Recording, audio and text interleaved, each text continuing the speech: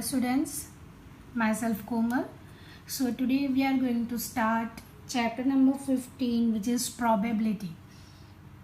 As we learn about this particular chapter in standard 9 also. Okay, so basically ये पूरा chapter आपके लिए बिल्कुल नया नहीं है, मतलब थोड़े थोड़े वेरिएशन आएंगे जो वन बाय वन जैसे जैसे हम आगे पढ़ेंगे वैसे वैसे हम देखते जाएंगे. So just brush up the things. Probability means possibility or occurring of an event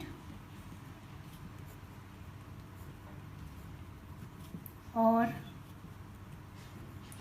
occurring of any event. Okay, so basically just like हमने अभी तक बहुत सारे एग्जाम्पल्स में देखा होगा कि हेड्स या टेल्स, ठीक है, तो दो डाइस होते हैं, उसमें हम अगर एक डाई को फेंकते हैं तो क्या क्या पॉसिबिलिटीज आती है, वो सारी चीज़ें हमने अभी तक देखी है. Okay, so let just start with, अगर हेड्स है then we are having, if we are having a coin तो उसमें भी दो पॉसिबिलिटीज़ होती है, दैट इज़ हेड और टेल्स. ओके, सो हेड और टेल्स उसके अकॉर्डिंग हम बहुत सारी वेरिएशन ला सकते हैं. If you are having a die तो उसमें कितनी पॉसिबिलिटी होती है, there are 6 possibilities. There the number which is shown at the surface will be in between 1 to 6. Yes, 1 to 6 में से कोई भी नंबर हो सकता है.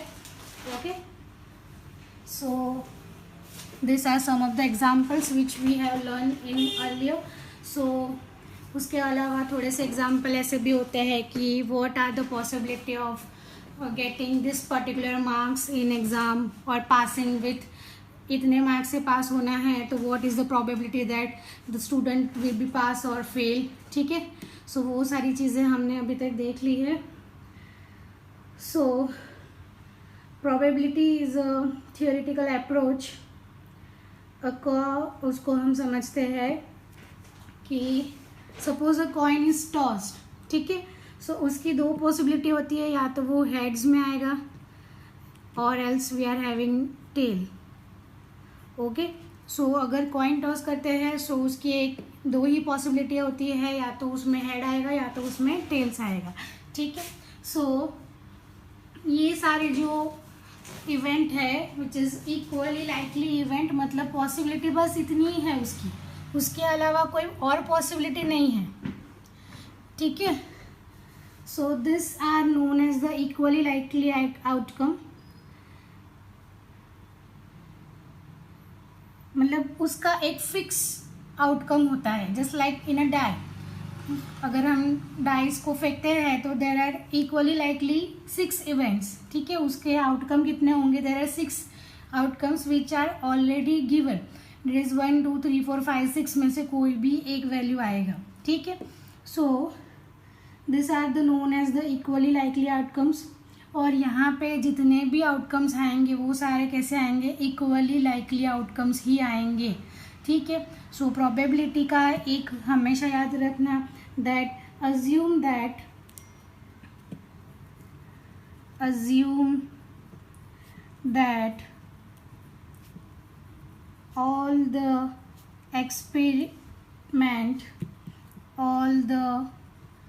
experiments have equally likely outcomes.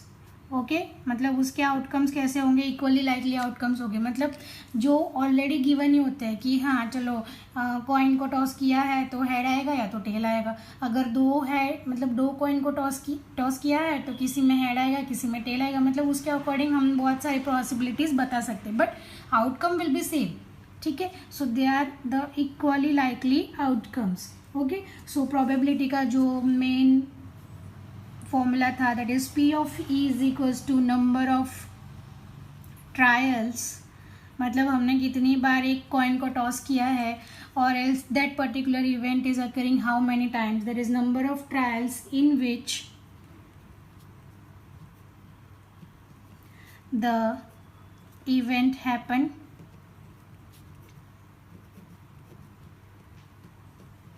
Divide by total number of trials. जैसे मुझे particular मैंने ऐसा बोला है कि मुझे कॉइन पे अगर हेड आएगा तो वो मैं काउंट करूँगी, ठीक है। तो मैंने number of total coin toss किया है 10 times, but I have only 7 times head.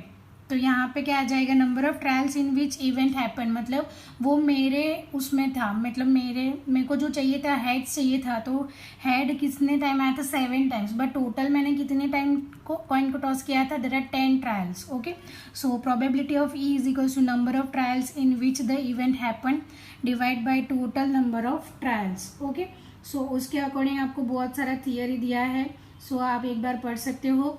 और ये हो गया अकॉर्डिंग टू थियरी। और हम जो फॉर्मूला यूज़ करते हैं वो है probability of E, that number of outcomes favourable, मतलब जो इवेंट मुझे चाहिए उसके फेवर में है, favourable to E divide by number of all possible outcomes of the experiment. Thus we discuss that कितनी बार हमने टॉस को कॉइन को टॉस किया है वो नीचे जाएगा, और जो इवेंट हमें चाहिए वो जितनी बार आया है वो ऊपर आएगा, ठीक है। So this are some of the theories. और उसके अलावा की जो भी थियरी है वो आप एक बार टेक्स्ट बुक में पढ़ सकते हो। दे आर हैविंग द कि कहाँ से कैसे बनता है, हाउ दे आर फॉर्मिंग, मतलब बहुत सारे एग्जाम्पल्स दिए हैं। We are getting equally likely outcome, suppose we throw a die once, for us a die will always mean a fair die. Obviously fair die होता है, मतलब वो उसके जैसे वो शोले वाला कॉइन नहीं होता, ठीक है। शोले वाला जो कॉइन था जिसके दोनों तरफ हेड था, सो वो फेयर कॉइन नहीं था, this is a unfair coin, ठीक है। हर बार वो हेड ही आएगा। सो हमारे पास जो भी डाई है या जो भी कॉइन्स है, they are the fair coins और फेयर डाई। तो फेयर डाई है तो उसके जो आउटकम्स है वो 1 2 3 4 5 6 ही रहेंगे, and each number has the same possibility of showing up. So the equal likely outcomes of throwing a die are 1 2 3 4 5 and 6। So equally likely outcome क्या होता है, इक्वली लाइकली आउटकम्स, उसके लिए एक एग्जाम्पल दिया है। Suppose that a bag contains 4 red balls, ठीक है। कितने हैं, देयर आर 4 रेड बॉल्स। लिख लेते हैं एक बार, देखो 4 रेड बॉल्स है, ठीक है, एंड 1 ब्लू बॉल्स। तो यहाँ पे देखो जब भी हम बैग में से बॉल निकालेंगे तो रेड का पॉसिबिलिटी ज़्यादा रह जाएगा ना, मतलब ब्लू का पॉसिबिलिटी बहुत कम रहेगा, क्योंकि हम बार बार अगर उसको हम 1 बाय 1 बॉल निकालते हैं, ठीक है, तो देयर आर चांसेस कि रेड बॉल्स ज़्यादा निकलेंगे आउटकम में। तो ये जो इवेंट है this is not equally likely, मतलब सारे आउटकम का मतलब पॉसिबिलिटी जो है वो एक ही नहीं है, there are different possibility for different balls, ठीक है। जैसे डाई है, कॉइन है, उसमें एक ही पॉसिबिलिटी है, दैट इज डाई हैज़ 1 2 3 4 5 और 6, मतलब इसमें से कोई एक ही आएगा, ठीक है। और कॉइन जो है तो हेड और टेल, मतलब इन दोनों में से कोई एक ही आएगा। उनका जो पॉसिबिलिटी है वो 1 1 है, रेशियो इज 1 1, बट यहाँ पे रेशियो कितना है 4 and 1, मतलब 4 टाइम्स जब रेड बॉल आएगा तब जाके वो एक बार ब्लू बॉल आएगा, ठीक है। So this are not equally likely. समझ में आया इक्वली लाइकली क्या होता है? इक्वली लाइकली होता है कि हर एक आउटकम का एक सेम पैटर्न होना चाहिए, मतलब हर एक आउटपुट की सेम वैल्यू होनी चाहिए, सेम पॉसिबिलिटी होनी चाहिए, तभी वो इक्वली लाइकली है। यहाँ पे क्या हो जाएगा, नॉट इक्वली लाइकली, बिकॉज यहाँ पे रेड बॉल का पॉसिबिलिटी सबसे ज़्यादा है। समझ में आ रहा है? जस्ट लाइक हमारे पास एक बॉक्स है, उसमें हमने सारे कलर के डाल दिए, ठीक है, और उसमें से मुझे वाइट कलर बहुत पसंद है तो मैंने वाइट के ज़्यादा डाल दिए, और बाकी सबके मैंने 5 डाले और वाइट के मैंने 10 डाल दिए, ठीक है। तो जब भी मैं बॉक्स में से रेंडमली बॉल पिक करूँगी तो वाइट की पॉसिबिलिटी ज़्यादा हो जाएगी ना। तो जो बॉक्स है which is not equally likely outcomes, उसके पास जो आउटकम मिलेगा वो नॉट इक्वल है, ठीक है। वाइट की पॉसिबिलिटी ज़्यादा है। इक्वली लाइकली इवेंट में क्या हो जाएगा, सबका पॉसिबिलिटी, सबका प्रोबेबिलिटी क्या होना चाहिए, सेम होना चाहिए। Clear, this is the main thing that equally likely क्या होता है एंड नॉट इक्वली लाइकली क्या होता है। आई होप अभी तक ये चीज़ क्लियर होगी। नॉट इक्वली लाइकली मीन्स कि जो भी हमारे पास इवेंट्स है, मतलब जो भी हमारे पास आउटकम्स है वो सेम नहीं है, ठीक है। एंड इक्वल में क्या हो जाएगा, the outcomes are same. Okay, now start with the example number 1। मैंने यहाँ पे उसके वर्ड प्रॉब्लम्स नहीं लिखे हैं, I just read it out and you can see in your text book. As उसके बहुत लंबे लंबे क्वेश्चंस होते हैं, so I don't have that much space, तो पूरा लिखते लिखते आधा पेज भर जाता है, ठीक है। तो इट इज़ ईजी, आप एक बार टेक्स्ट बुक में देख सकते हो। So example number 1 says find the probability of getting a head when a coin is tossed once. Also find the probability of getting a tail. Okay, so यहाँ पे हम लिख देते हैं, यहाँ पे obviously we are having a fair coin. दो number of possible outcomes क्या हो जाएंगे, head और tail. So let E be the event getting ahead.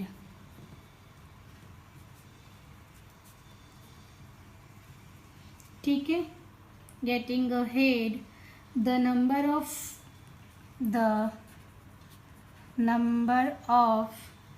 outcomes favorable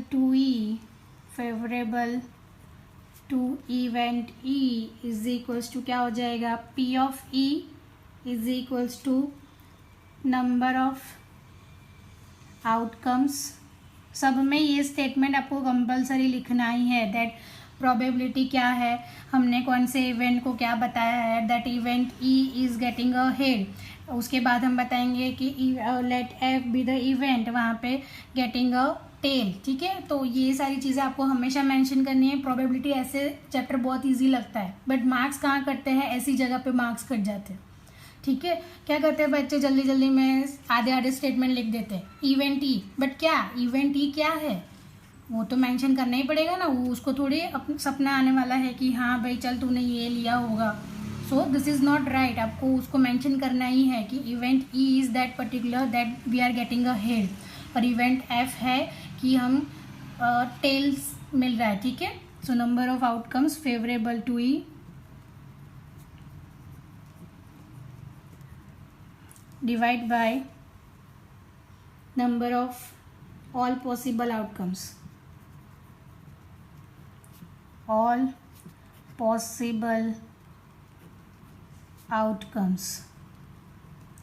so possible outcomes यहाँ पे कितने हैं, इधर 2 पॉसिबल आउटकम्स, या तो हेड आएगा या तो टेल आएगा, ठीक है। और यहाँ पे देखो एक ही बार कॉइन को टॉस किया है, ठीक है, तो हेड का पॉसिबिलिटी कितना हो जाएगा, 1 ओनली। तो number of favorable outcomes it is 1 and total possible is 1/2. So getting ahead by tossing a coin once it is 1/2. Okay, and let F be the event getting a tail. So the number of outcomes